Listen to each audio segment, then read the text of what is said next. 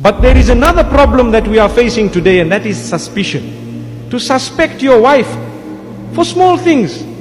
Something minor happened and you begin to suspect her. The Quran has warned us of suspicion. The Quran says do not suspect, and the same applies with the women folk. Every small thing, the husband comes and a day like today, a very hot day, the top buttons are let loose. Why were those buttons open? That's a typical question. It shouldn't be happening. You know your husband. You shouldn't be mistrusting him just like that. Another thing that is destroying our trust, anonymous phone calls. Honestly, how easy it is, if you think of a jealous person, to destroy your marriage. There was a woman who once told me that I'm suffering in my marriage.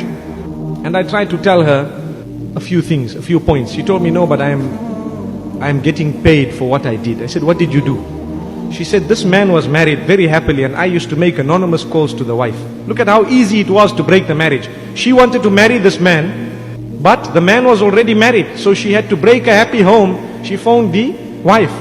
She phoned her. She told me it took me 5 phone calls. And I told her, look, I promise you, your husband is doing this. In 3 months, the marriage was over. And what happened? A man does not serve any iddah.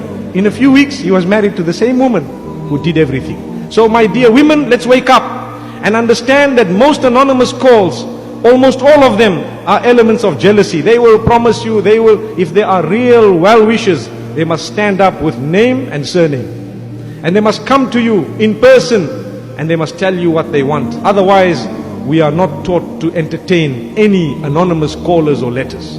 Otherwise, your marriage will be at stake, believe me. That is also a problem. Then we go further. We have so many difficulties that it's difficult to talk about all of them. If you think about the relationship that we have with our wives and children today, sometimes you will find that the friends we keep give us wrong advice, especially the women folk. We have a woman who is content with her husband working from 6 to 6. She's happy with it, but then she has friends who will sit with her and say, you are crazy. How can you allow this guy to work from 6 to 6? So she says, no, I'm alright with that. Then the next friend says the same thing. 10 friends say the same thing. When the 11th one says it, that evening, this man has a problem.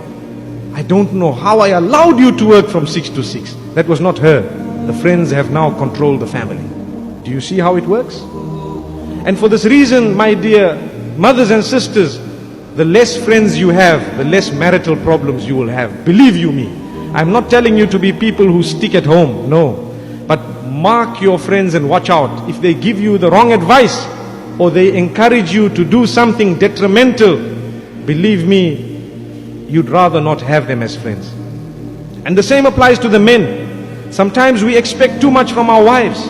Why? Because our neighbor or our friend is getting these 10 things from his wife. Our wives might be giving us 9 things. We want the 10th one just because you want to live up to the Joneses, as it were. That's not fair. You were content. You were happy. May Allah subhanahu wa ta'ala make us from amongst those who have decent friends, whom when we are in a problem, they will tell us, you know what, you can do more to solve this problem. You can do more to solve this problem. That is a true friend. You have a problem with your husband. You know what, be hard on yourself. Maybe the way you are reacting to what he says might be the problem.